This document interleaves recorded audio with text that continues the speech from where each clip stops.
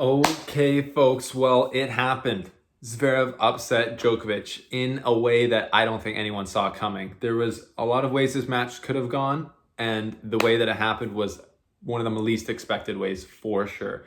Djokovic looking like a routine Djokovic win versus the next gen, goes up a break in the second set, lets it slide, and Zverev just goes on an absolute tear, winning the next 8 games in a row. I don't think I've ever seen anything like it in a Djokovic match, in a high stakes match like this. So we're gonna get into it. We're gonna look at some of the stats as the 3 sets progressed, and we're gonna ask the question, as we have to, was this a choke job by Djokovic, or was it more just clutch, absolute savage beast mode by Zverev? So there's gonna be a lot of different perspectives. Yes, I'm not in the studio. I'm on the road visiting my parents. But we got to get the news out because that was crazy. So last night I woke up, I set up my alarm, woke up in the middle of the night after the Khachanov Pablo Carreño Busta match. Congrats to Karen Khachanov for winning that, as I thought he might. I think I said that in the previous video. To watch Djokovic Zverev. Slept in a little, hit my alarm at 12:30 or whatever, slept in a little bit longer. And then I wake up to Djokovic being up 1 set and 2-1. Zverev was up 2-1. And then I watch Djokovic playing very well, playing aggressive, hitting through the court, and really dictating, and Zverev just missing, having unforced errors, and it just looked like a classic Djokovic versus next gen match where Djokovic is just outclassing him, being the better player. Then Djokovic breaks Zverev. Zverev smashes the ball out of the arena, and I'm thinking this match is 5-10 minutes from being over. He just got broken, etc.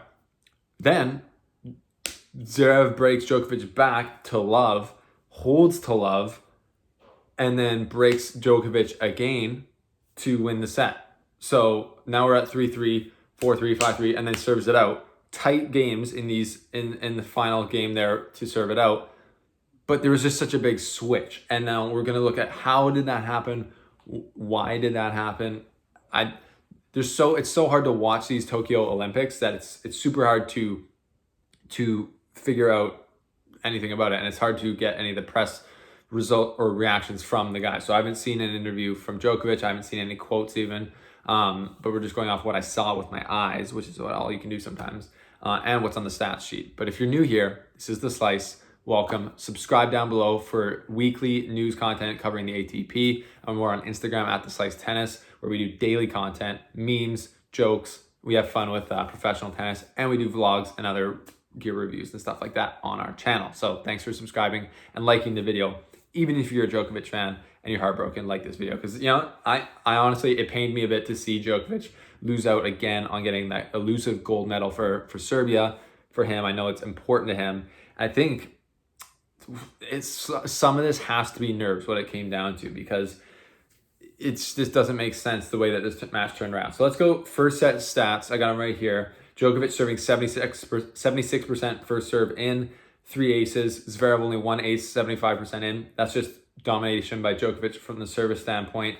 Zverev 13 forced errors, 6 unforced errors. That means Djokovic is hitting super well, making Zverev miss. Djokovic playing very well. 5 forehand winners, 1 backhand winner. Just great set of tennis. I didn't see it, obviously, but it looked like Djokovic was just in control, dictating, playing the way he wants to play. Second set, it started good for, obviously, Djokovic, got to break, but if you look at the serving percentages, it's dropped. 65% first serve in. This is important because it gets even worse in the third set. 0 aces, only 3 winners, and he had 14 forced errors against him. So Zverev, a lot of those would come in the second half of the set after Zverev had turned it around. But that just shows how Zverev was able to pick it up. Zverev kept his serving the same, but he was able to just get a lot more out of these rallies for whatever reason. When I was watching it live, I couldn't believe how just clean Zverev, it went from missing a lot, being frustrated, looking like classic kind of mentally weak Zverev, to just going beast mode all of a sudden, just smashing balls, forehand, backhand. There was nothing that he could miss.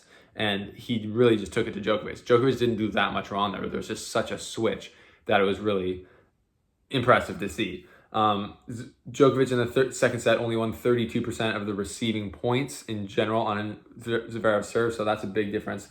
And now we go to the third set. Djokovic's first serve percentage has come down to 50%, which is brutal. Zverev stayed at 71. Zverev hit 5 aces. Zverev hit 8 forehand winners, 4 backhand winners. So that's 12 winners in just one set. 7 unforced errors by Djokovic in the set. Just not good enough at all from him in that point. He pushed Zverev a little bit, but Zverev stayed tough in the tight moments, which is big for him, and got out there with the breadstick 6-1 in the third set. So, and by the end of the match, Djokovic, it looked like he'd kind of just given up, like he wasn't fighting in that last game at all. So what is this? What's the story of this? Like, it's got to be mostly nerves on Djokovic's part, because but then it's also combined with, he could be nervous, but he could still win that match if Zverev didn't pick up his level. So is it a choke job? No, it's not a choke by Djokovic. But it is interesting to see Djokovic fans who all called Federer the choker when he had 2 match points in a very tight match that was like neck and neck. He just didn't convert those 2 points, and then it got away from him and he lost in a tiebreaker. They'll call that a choke, but will you call this a choke? I think if you call Federer's a choke, you have to call this a massive choke, but I wouldn't call either a choke. I would just call it tennis, where you're up 1 break in the middle of the second set, and then Zverev goes mentally, somehow takes a page out of Stan Wawrinka's book and just goes beast mode, just blasting everything and not missing anymore. Djokovic maybe didn't have actually the game. Maybe the 6-1 first set wasn't just like him dominating. Maybe it was just him playing good and Zverev playing subpar, and then Zverev turning it up somehow. It's just so impressive from Zverev that he was able to do that in such an important match in the big stage. But again, like I've been saying, these young guys should have belief, especially in the 3-set match like this, because he's like, well, I just need, sets can go by quick, especially when you're a guy like Zverev, who you can just rattle off 4 aces, no problem. So I was super impressed with the way Zverev obviously got his level back and then stayed at that level, because he could have got broken back. He had challenged serving up the second set because Djokovic obviously didn't want to lose that set easily.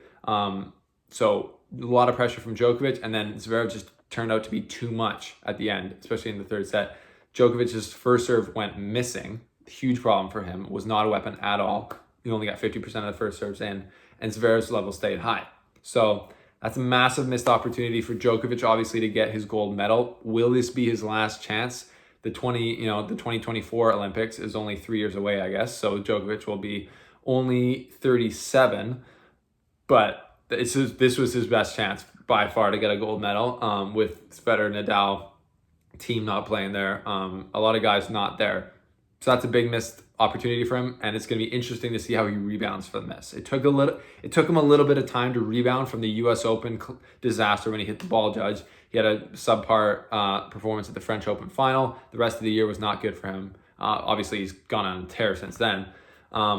In 2021, but will he be able to rebound and focus on getting the Grand Slam at the US Open, which I think, like I said before, will be his toughest slam to win outside the French Open, which he won, because the young guys know how to play on the hard courts. It's later in the year, so he's going to be more tired. He's been playing a lot of tennis actually for his age. So I don't know. What do you Djokovic fans think? Zverev fans got to be elated, because finally he stepped up and played to his potential in a big match like this. He obviously beat Djokovic in the World Tour finals back, I think, in 2018. But since then, he has not played well in big matches, especially against the top 10 guys. So this was a really big step for him, and I back him big time to win the gold against Karen Khachanov. But we could see him get tight. We never know. But I hope Zverev wins, because I think he deserves to win the gold medal after beating Djokovic like this. So that's my thoughts. Tough for Djokovic, tough for his fans. Obviously, there wasn't much he could do. Zverev was playing so good that it made maybe Djokovic get way more tight, because he's like, whoa, I got to go for more on my first serve, started missing more. I don't really know. But I just know that that was one of the biggest switches of level. It wasn't just that Zverev upped his level, it was that Djokovic dropped his as well. And that's tennis, man. 3-set tennis, it can change quickly, and that's what happened. So Zverev versus Khachanov in the final of the Olympics. I can't believe it.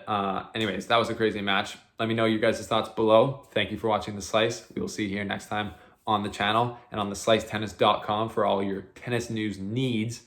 And follow us on Instagram at The Slice Tennis. We'll see you guys soon. Thanks.